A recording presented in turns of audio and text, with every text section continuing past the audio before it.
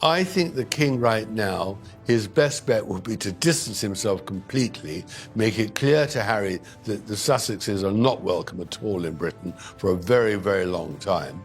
A growing scandal involving Prince Harry and his last remaining genuine charity project, the Invictus Games. But is it really a charity project at all? Meghan Markle being furious with the royal family because of the snub that they gave to Harry around his stay at Buckingham Palace. The Vancouver Games last year for Invictus cost $63 million. And I'm trying to figure out where the money went. Prematurely, if you like, accepting an invitation to open the Games. I don't think she'd have played her as well as Claire Foy played her in A Very British Scandal. In February 2025, Vancouver and Whistler hosted 534 wounded, injured, and sick veterans from 23 nations for the Invictus Games.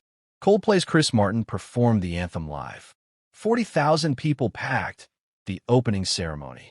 It was, by most accounts, a moving event that The most recent games held in Vancouver and Whistler in February 2025 brought together 543 wounded military veterans from 23 countries.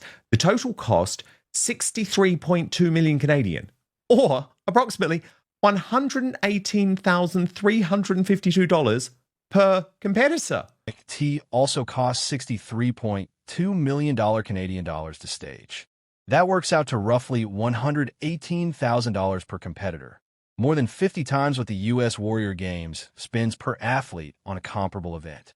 And according to the foundation's own filed accounts, in the same year that budget was rising, She would have normally been there because Invictus has always been her showcase event. Invictus was Meghan, whether it was in Vancouver or Düsseldorf or The Hague. That is where Meghan was able to star and revive her great image of the smiling Duchess. Now, I think people will say, what on earth is this woman doing here? On the arm of a man, as I say, exposed as a liar and having lost all that money. And he's got financial problems now. He's not covered by the insurance for such a huge amount. direct grants to veteran organizations were cut by 63%. This video isn't about tearing down a charity that has genuinely helped wounded veterans. It's about a question a growing number of researchers, journalists, and even veterans themselves are asking. Where's the money actually going? And who is the Invictus Games? Well, that has all now gone sour. That's all now gone really bad for the Sussexes. So they have what was the objective in them doing that? Well, to get to resurrection, be the royal family, somehow find a way in which they could monetize themselves through being accepted again in Britain.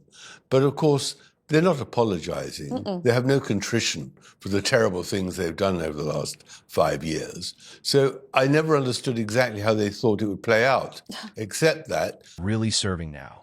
Prince Harry founded the Invictus Games in 2014 after serving 2 tours in Afghanistan and watching the U.S. Warrior Games in Colorado.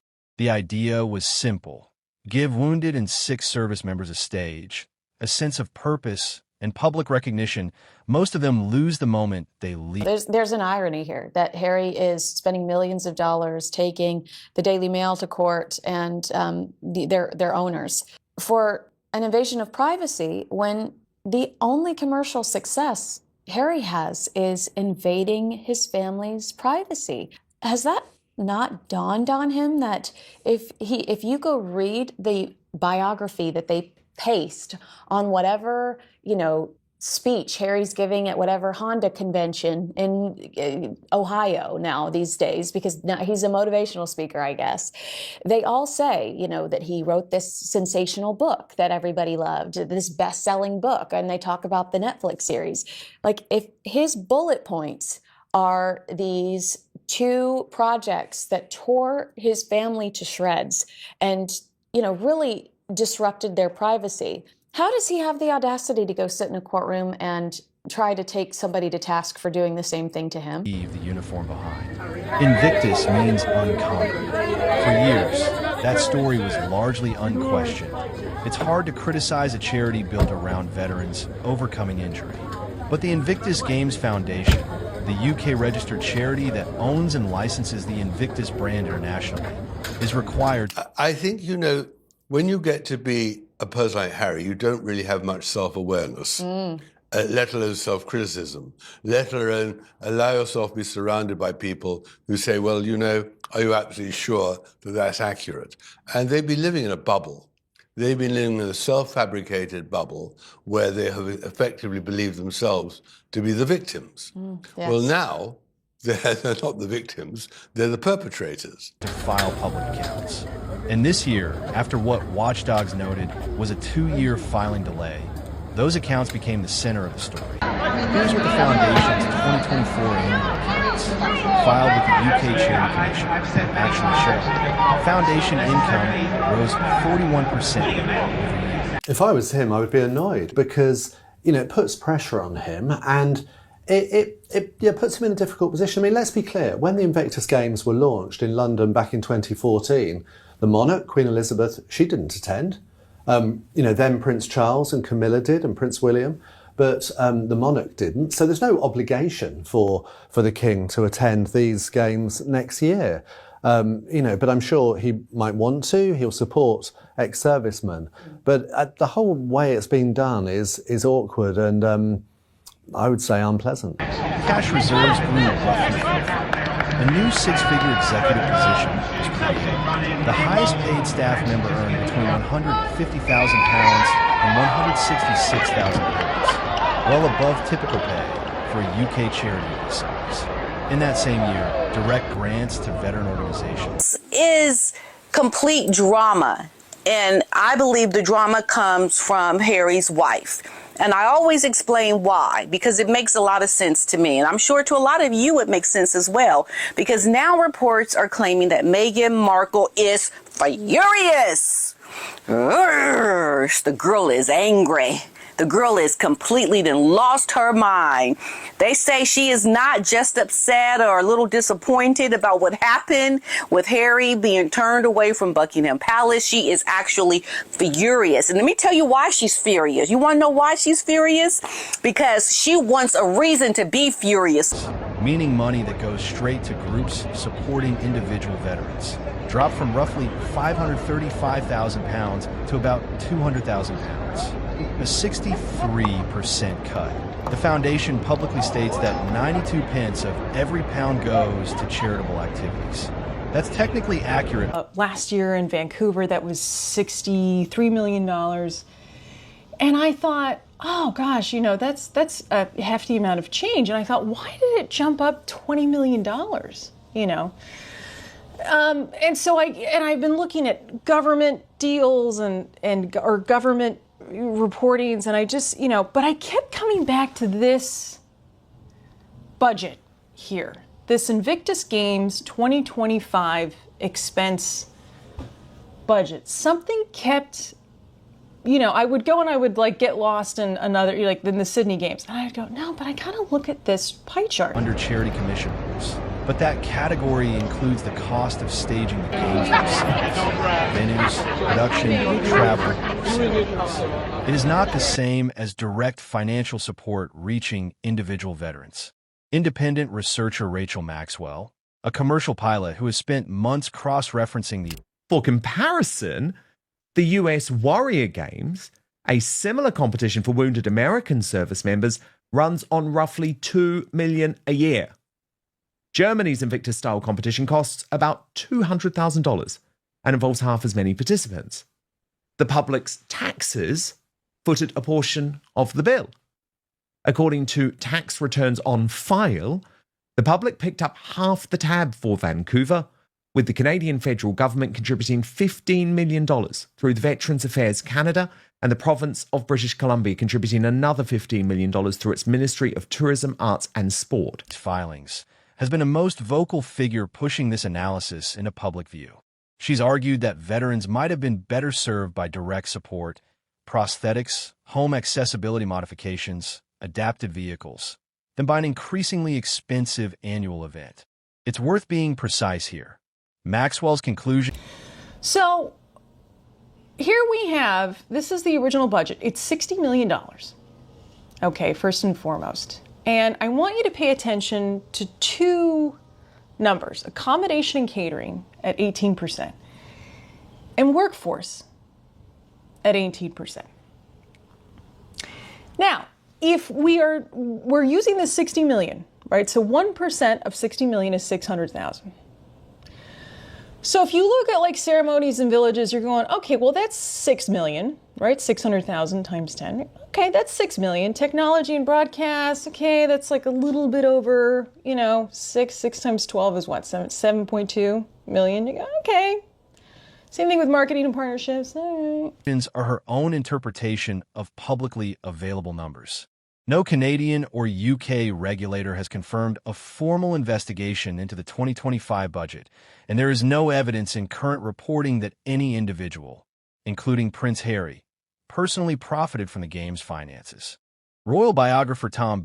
Accommodation and catering and workforce. Now, if we scroll up and we look at the expense highlights, pay attention to the last two numbers there. 11,168,869 for workforce, including staffing with a workforce comprised of 90% of volunteers giving their time and passion to play their part in the game's success. 90%, $11 million.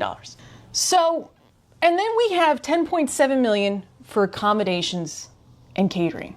Okay, all right. Now, the Invictus Games have always had about 500 players. It's not like they started with 100 and now they have 1,000, right? And it's like, well, yeah, of course it went up tenfold, right? It's always been around 500. So Dusseldorf was 40, Invictus Vancouver was 63 million. Bauer has made a more pointed allegation. In his book Betrayal, Bauer claims that after the Sussex's Netflix deal underperformed expectations, Harry agreed that Meghan could star at the 2025 Games, and Bauer refers to Vancouver as, in his words, the Meghan Games. Bauer goes further.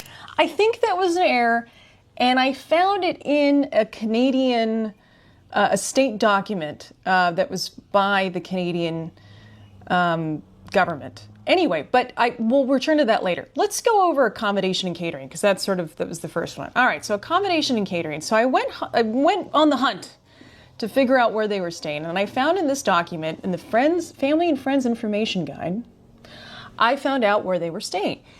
So, and this document will also be down below. And there was something that I found interesting. There was the Friends and Family program that was related to the Invictus Games, where they would pay for the accommodation of 2 friends and family, so 1 room per competitor. Very noble. Love it. Alleging, without independently verified documentary evidence, that Invictus linked spending extended to private jets, 5-star accommodations, and personal transport.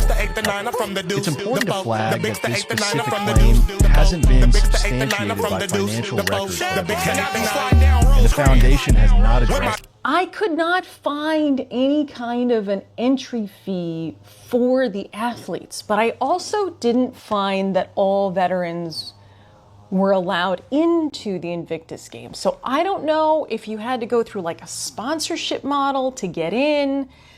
I don't know what the cost was. I can't find anything. If you guys want to be able to, if you help a girl out here, okay? So I don't know if there was an entrance fee. What I will say though, that is interesting, is that it does mention buy-in packages for our friends and family. And here in this PDF here, we have a little slideshow. They have the buy-in package. A limited number of in-room buy-in packages could be available for purchase. These would usually be for minor children sharing a room with a parent and siblings who are sponsored by the friends and family. What's less disputed is the obvious. Critics argue the game's public messaging has increasingly centered the Sussexes as a couple, rather than the individual competitors at a moment when couples' other commercials. The Netflix deal, Meghan's podcast, her ever lifestyle have all lost. Now, I think that this was done in error, because I went, you're going to love this, I went and I found the British Columbia Contribution Agreement, which includes a labor force and volunteers plan. So here's the contribution agreement between His Majesty the King, in right of the province of British Columbia, and the Vancouver Whistler Games Corporation. So I read through all of this, and I was reading, oh my God, it's redacted. The recipient agrees that it will not apply the contribution towards any costs, expenses, fees, or payments. That's weird. A government document redacted? What? Anyway, so you keep going down, and then you see this. Both operating costs and legacy projects, and redacted. Momentum or ended. Whether that's a deliberate strategy or simply how modern royal adjacent events get covered by the press is something reasonable people disagree on. But it's the frame a lot of this criticism sits inside point two developments have made this harder to dismiss as pure tabloid noise. First, that is equal to 177 staff members. A little different than the 90, but not too far off, you know. So how much do these executives get paid? Well, I'm so glad you asked. If you look at, I found a job posting, and this is for the head of finance for the Invictus Games.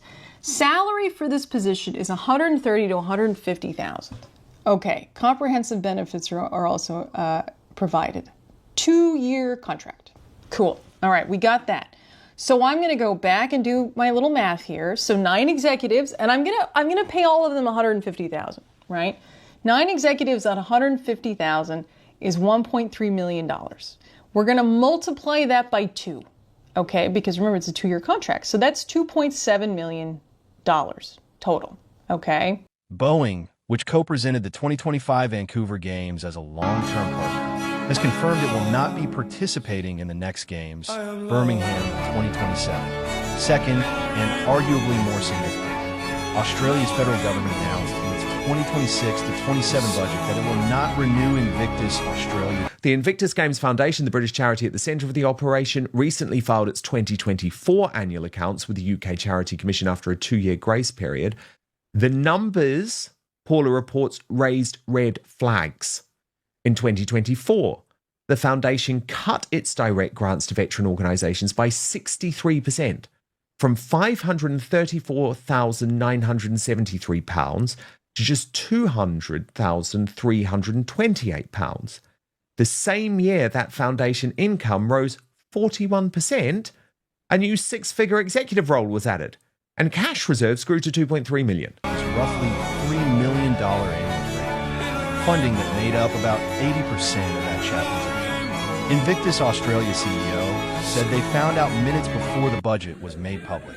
Notably, the same federal budget increased overall defense, spending, and veteran suicide prevention funding significantly. The foundation's highest paid staff earned between £120,000 and £130,000 above typical UK charity sector norms. Other interesting things of note: legal fees jumped from £45,000 to £155,000 with no explanation given. Deferred income ballooned fourfold from £431,000 to £1.79 million. An American for-profit company called June's LLC, with no description of purpose, received nearly £30,000 in 2023 and nothing in 2024. And the same filing contains 2 different company registration numbers, one on the cover page, another on the balance sheet. Suggesting the cut targeted this specific organization, not veterans funding broadly. Auster, perhaps the most damaging thread in this story isn't the spending. It's what happened when people started asking questions about it. According to Maxwell's reporting, after she filed Freedom of Information requests about a redacted... The foundation publicly claims that 92% of every pound spent goes towards charitable activities, a figure that technically falls within UK Charity Commission guidelines. But the term charitable activities includes the cost of running the games themselves, not direct grants or services to veterans. But please, honestly, please, if any of you are saying, Rachel, it costs this much or it costs that much, because I am pulling up room rates, I am pulling up, I'm doing airfare, I'm literally just, I used to be a bookkeeper. I was in finance before I went into aviation. So I know what things cost. I know, and even if you tag on taxes for that $12 million, right? We do, I don't know, 40% taxes, right? That comes out to 16 million, somewhere around there, out of 21. Invictus Canada budget document. The Invictus Canada website went offline within hours. When it returned, public financial documents that had previously been freely downloadable now required users to log in through a third-party file sharing service. Meaning, for the first time, the organization could see exactly. I think it's people get freaked out by tax returns. And I also think sometimes people are a little bit lazy. They hear things, they say, oh, Invictus Games, 4 Wounded Warriors, which sounds like the Wounded Warrior Games. And people think, oh, this must be great. And a lot of people are unclear how to read a tax return or to check stats. And so I think it was just very easy to say, oh, the Invictus Games, it's great. It does all this. And then, you know, you start looking into it and you're like, hey, what the heck is going on here? You know, those 535 competitors had to pay their own way. They had to pay their own housing for the games. They had to pay for their own equipment. And Harry and Meghan got a really nice vacation out of it with lots of adorational speeches and clapping and crowds gathered for them. To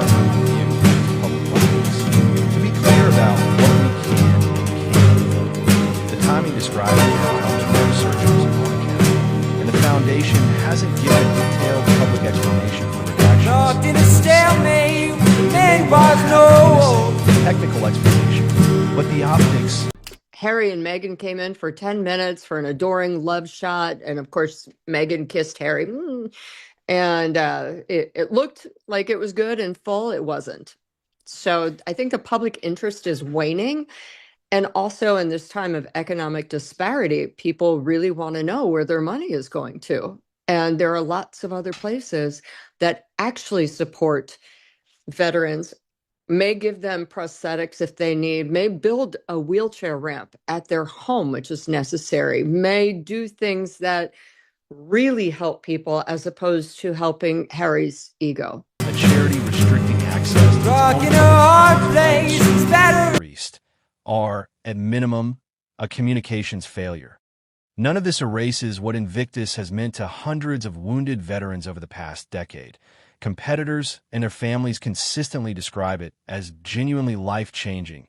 And if you asked all of those competitors at the Invictus Games, what is more important here, you could get a check today for $120,000, which would transform your life, or you could be part of what is effectively a PR stunt. I mean, all of those details and betrayal were just so damning. Like, the audiences were basically shipped in to sit around Harry and Meghan to make it look as if it was a popular event, whereas actually there were just a handful of people watching most of the games. As you say, a lot of these competitors were not in their wheelchairs, and apparently, Paula, you're totally un-PC if you point that out, because some of them may have mental scars. But I'm sorry, that was never my understanding of what the Invictus Games was about. The Foundation's own final report points to real legacy programs, including a $5.5 million fund for ongoing veteran rehabilitation. But a charity's credibility rests on more than good intentions. It rests on being able to show clearly that money raised in veterans' names is reaching veterans. Right now. So I think it's the royal family versus the Sussexes. And today, the royal family won. But in the end, of course, you can easily say nobody's won, because this battle in public is a catastrophe for the royal family. And that has been hugely damaging. And what they've said, and is all still on the record, has got terrible reverberations around the world. Invictus is struggling to make that case to sponsors, to a government partner, and to its own researchers. Birmingham 2027 will be the real test of the game's finances, its leadership, and whether Prince Harry's signature project can separate itself from the controversy that's followed it into this next chapter. I do think that people are starting to cotton on. Again, when we look at the numbers of corporate sponsors lining up for Birmingham, there really aren't that many, and we don't know who they are. Only 11. Now, Boeing has, I believe, cut ties. I am doing that story for News Nation. It'll come out later today about how Boeing was the huge sponsor. The contract has ended, and they are not re-signing. So Harry has to go to Birmingham this summer. He has to drum up some sort of business because at this point, A, it's just embarrassing. And B, yes, government funds are supposed to cover about half, but the other half are supposed to come from private companies and private individuals.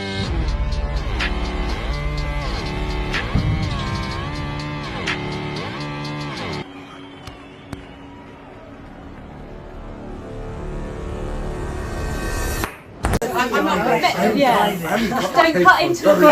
Yeah, just don't cut into a face. She is a publicity fiend. Yeah. She is so hungry for publicity and recognition. So will she leak the way that they've been leaking in the last few weeks about this specific trip? I think that they will have a think whether it's going to financially profit them. Yeah. That's their problem. And I think much will happen in the way in which he is received for the rest of the week. I think that is his problem. Prince Harry founded the Invictus Games in 2014 after serving 2 tours in Afghanistan and watching the U.S. Warrior Games in Colorado. The idea was simple. Give wounded and sick soldiers a sense of purpose and public recognition. Most of them lose the moment they leave airport. Invictus for years. That story was largely unquestioned. It's hard to criticize a charity. But the Invictus Games Foundation, the UK-registered charity that owns and licenses the Invictus brand, is required to file publicly. And this year, those accounts became the center of the story. Here's what the Foundation's 2024 annual accounts, filed with the UK Charity Commission, actually show. Foundation income rose 41% year over year. Cash reserves grew roughly 4-fold. A new 6-figure executive position was created. The highest paid staff member earned between £150,000 and £166,000, well above typical pay for a UK charity of this size. In that same year, direct grants to veteran organizations, meaning money that goes straight to groups supporting individual veterans, dropped from roughly £535,000 to about £200,000. A 63% cut.